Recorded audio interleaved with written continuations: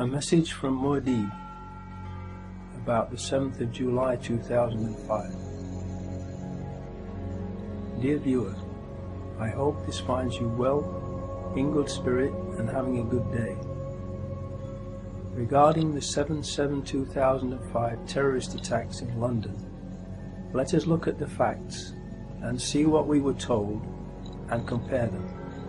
Then, using Occam's razor and common sense, let us see what conclusions are to be drawn, so we can all understand what most likely really did happen that day.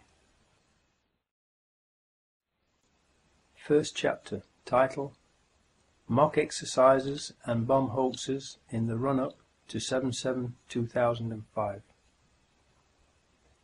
More than a year before the 7/7/2005 attacks, on the 16th of May 2004, an edition of the BBC One Panorama programme broadcasted a mock exercise imagining what would happen if a terrorist attack was executed in London in the near future, consisting of 3 explosions on tube trains in the London Underground and 1 explosion on a road vehicle. The following excerpt from the BBC programme gives us a good idea of why this programme was made. If there are now bombs going off above ground, in this case a lorry being attacked, it could happen anywhere. So the potential for mass panic across not just the capital but the whole country is very much with us. I think therefore we need to look at more serious measures. We do have reserve powers in effect to take over the BBC if we were to wish to, and to get them to broadcast whatever we wanted them to broadcast. Those powers are there in the Broadcasting Act. My advice to the Prime Minister would be not to use those, but I think we should be talking to the broadcasters about having the Prime Minister on the air very quickly. You wouldn't disagree with that, Michael, at all? No, I entirely agree that the Prime Minister should be out there, and we shouldn't be using the powers to bring in the BBC, but we should certainly be talking to the broadcasters about the way in which the coverage is going to be organised. Please note well that he said the coverage is going to be organised. In other words, he was saying that they would write the script for and then edit and control the media coverage of an event in which there were 3 explosions on London tube trains and 1 on a road vehicle, if such an event were to take place in the near future. The question that begs to be asked is this: was that what they were actually in the process of planning, and precisely the reason for that programme? This is the kind of terrorist attack the government repeatedly says is going to happen. We've been absolutely clear, we can't guarantee that there will never be an attack. It's quite likely that they're planning one now. I am wondering about the purpose and effect of this very programme. This BBC Panorama programme appears to have been used by those behind the 7/7/2005 attack as the means by which the media's response to the attack in the near future was studied, so it could be controlled and directed towards their own ends. Mr. Price plays the bad cop and issues the threat of taking over control of the BBC, and then Mr. Portillo plays the good cop and says that there is no need to do that as long as the BBC behaves itself and broadcasts whatever they want them to. The good cop, bad cop scenario is just theatre, to deceive the viewer. The reality is that the BBC is a government propaganda machine and is already, and always has been, controlled and used by the government. The headlines at 9 o'clock. In the past hour, there have been 3 major explosions on the London Underground. The first occurred at 8:10 on the Piccadilly line between Knightsbridge and Hyde Park Corner. The second at 8:16 on the Central line between Tottenham Court Road and Oxford Circus. And the third at 8:27 as a train was arriving at Vauxhall Station from Stockwell on the Victoria line. Emergency services have been called to all three scenes. There are no reports available yet on the number of casualties, and the police have said that it's too early to identify a possible cause. London Underground is now closed, and the police are asking people not to travel. 350,000 people alone are making their way towards the City of London at this point. And if the access overload system has been triggered and they can't get onto their mobile telephones, this will have profound indications for them, the next of kin. We can now confirm that a tanker carrying chlorine has exploded at the junction of Shoreditch High Street and Commercial Street.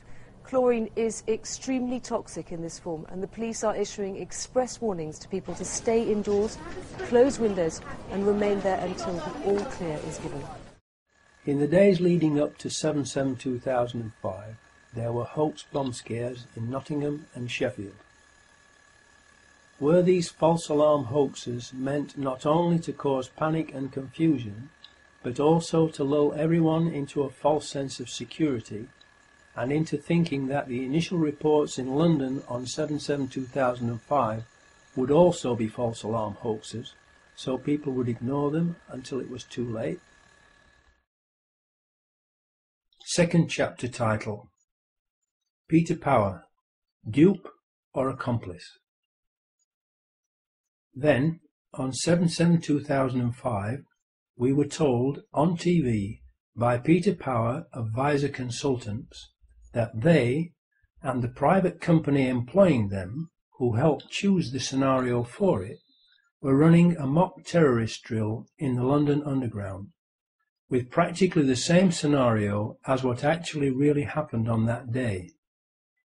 In other words, the actual mock anti-terror drill that the BBC Panorama programme of May 2004 had outlined had been chosen by Visor's client to be carried out on the very same day that 4 Muslim suicide bombers also chose the same scenarios that Visor's client had chosen for the mock drill, causing real and devastating explosions on 3 London tube trains and 1 road vehicle. Please think about that unbelievable set of coincidences for a few seconds, to let the implications of it sink in. Then, please ask yourself, what are the odds against all of that happening by chance? Just to get this right, you were actually working today on an exercise that envisioned virtually this scenario. Almost precisely. I was up until 2 o'clock this morning because it's our job, my own company, Visor Consultants. We specialise in helping people to get their crisis management response. How do you jump from slow time thinking to quick time doing? And we chose a scenario with their assistance which is based on a terrorist attack because they're very close to a property occupied by Jewish businessmen. They're in the city, and there are more American banks in the city than there are in the whole of New York. A logical thing to do. And I've still got the... I was going to say, how extraordinary today must feel for you as it unfolds. In his TV video clip, Peter Power states that their customer helped to choose the exact scenario. I repeat, Visor's customer helped to choose the exact scenario. To this day, Peter Power refuses to publicly identify the customer who chose the exact scenario. Why? Third chapter title: Foreign Security Firms. Can they be trusted? Verint Systems is the security firm that is responsible for the CCTV surveillance cameras in the London Underground rail network, and it is an Israeli company with approximately 1,000 employees. No CCTV footage of the 4 Muslims boarding the tube trains has been released by Verint, who claim that their cameras were not working. Why? Because the 4 Muslims were not on the tube trains that blew up.